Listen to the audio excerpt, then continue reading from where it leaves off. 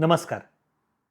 आपलं Facebook account hack होऊ नये म्हणून आपण एक काय महत्त्वाचं आणि सोपं सेटिंग करू शकतो, हे सांगण्याकरता हा व्हिडिओ तयार करतोय. शेवटपर्यंत नक्की बघा.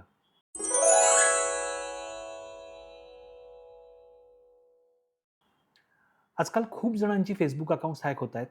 म्हणजे अकाउंट हॅक होतं, त्याच्यावरती भलते-सलते मेसेजेस दिसायला लागतात आणि ते मेसेजेस आल्यानंतर त्या अकाउंटचं त्या माणसाला पुढे काहीही करता येत नाही. म्हणजे बऱ्याच काही स्टेप्स आहेत, पण त्या खूप कॉम्प्लिकेटेड होतात आणि बहुसंख्य वेळा ते अकाउंट आपल्या हातातून निघून जातं. तर हे होऊ नये म्हणून आपण काय करू शकतो, हे सांगतो. तर आधी मुळात आपलं फेसबुक अकाउंट हॅक कसं होतं किंवा Instagram अकाउंट हॅक कसं होतं? तर आपला युजरनेम आणि पासवर्ड हे जे आपण वापरून त्या अकाउंटला लॉग इन होत असतो, तो आपला युजरनेम आणि पासवर्ड कोणीतरी चोरतं. आणि आपला चोरलेला युजरनेम आणि पासवर्ड वापरून ते आपल्या अकाउंटला लॉग इन करतात आणि मग आपला पासवर्ड बदलतात, आपला ईमेल बदलतात, आपला मोबाईल बदलतात आणि ते बदललं की आपल्या अकाउंटचा संपूर्ण ताबा त्यांच्याकडे जातो आणि आपण पासवर्ड रिसेट करू शकत नाही, आपण परत लॉग इन करू शकत नाही आणि आपण काहीही करू शकत नाही. तर आपला युजरनेम आणि पासवर्ड ते चोरतात कसा? तर 2-3 पद्धती आहेत, पण सगळ्यात महत्त्वाची पद्धत अशी आहे, की आपल्याला मेसेंजरवर किंवा WhatsAppमध्ये किंवा कुठेतरी एखादा मेसेज येतो आणि तो बहुतेक वेळा आपल्या मित्राकडूनच आलाय असं आपल्याला वाटतं. त्या मेसेजमध्ये लिहिलेलं असतं, की अमुक-तमुक ठिकाणी क्लिक कर आणि माझ्याकरता व्होटिंग कर. मला मत दे. मी काहीतरी स्पर्धेत भाग घेतलाय आणि मला तू इथे येऊन व्होटिंग कर.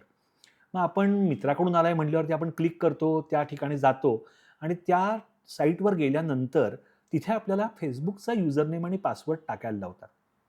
म्हणजे आपणच आपला युजरनेम आणि पासवर्ड तिथे टाकतो. तो दुसऱ्या कोणाच्या तरी हातात जातो आणि आपल्याला काही कळायच्या आत तो युजरनेम आणि पासवर्ड वापरून ते हॅकर्स आपल्या अकाउंटला लॉग इन करतात आणि आपलं अकाउंट हॅक करून टाकतात. त्याच्यावर पूर्ण ताबा घेतात. आता हे होऊ नये म्हणून काय करायचं? तर महत्त्वाची गोष्ट म्हणजे अशा कुठल्याही लिंकला गेल्यानंतर Facebookच्या बाहेर कुठेही Facebookचा युजरनेम आणि पासवर्ड टाकायचा नाही. ही सगळ्यात महत्त्वाची काळजी आपण नेहमी घेतली पाहिजे, की आपला युजरनेम आणि पासवर्ड Facebookचा असो, नाहीतर बँकेचा असो, नाहीतर दुसरा कुठलाही असो, हा आपण जिथे कुठे टाकतो आहोत, ती ऑफिशियल साईट आहे का? ती Facebookचीच साईट आहे का? ती त्या-त्या बँकेचीच साईट आहे का?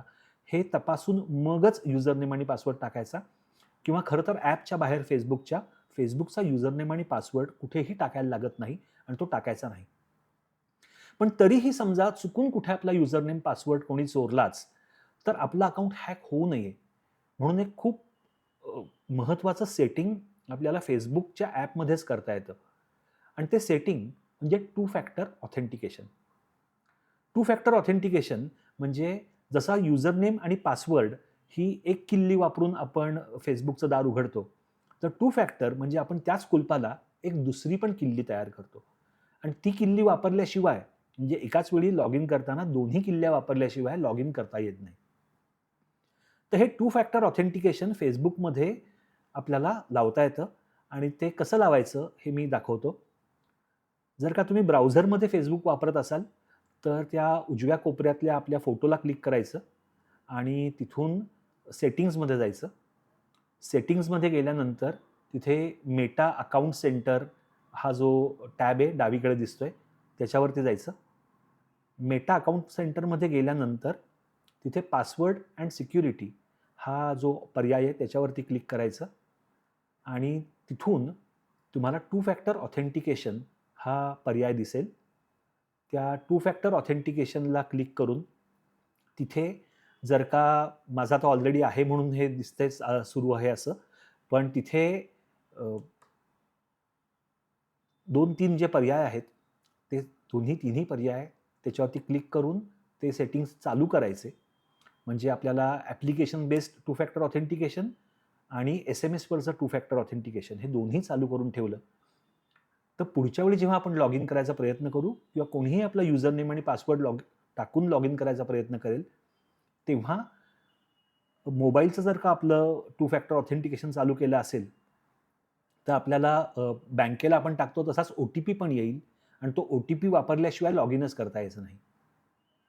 तर ही महत्त्वाची स्टेप मोबाईलमध्ये सुद्धा हे करता येतं. मोबाईल ॲपमध्ये सुद्धा असंच आपल्या प्रोफाईलला क्लिक करायचं. तिथून सिक्युरिटी सेटिंग्जमध्ये जाऊन मेटा अकाउंट सेंटरला जाऊन पासवर्ड अँड सिक्युरिटीमध्ये जाऊन आपण टू फॅक्टर ऑथेंटिकेशन चालू करू शकतो. तिथे सुद्धा आपण ॲप्लिकेशन बेस्ड आणि SMS बेस्ड. मी असं सांगेन की ही दोन्ही चालू करून ठेवा.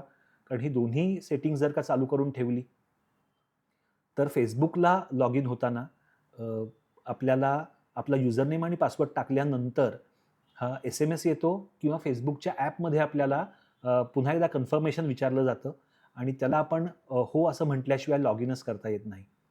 ते खूप महत्त्वाचं सेटिंग आहे. हे प्रत्येकाने केलंच पाहिजे. माझं काय अकाउंटमध्ये फार काही नसतं, असं असं विचार करून चालत नाही. कारण Facebookचं अकाउंट हॅक होणं म्हणजे आपलं सोशल रेप्युटेशन जे काही आपण गोळा केलेलं आहे सोशल मीडियावरचं, ते सर्व एका क्षणात नाहीसं होऊ शकतं. आणि आर्थिक नुकसान आपलं काही नसलं तरी सामाजिक नुकसान यातून बरंच होऊ शकतं. त्यामुळे हे सेटिंग नक्की चालू करा आणि सेफ राहा.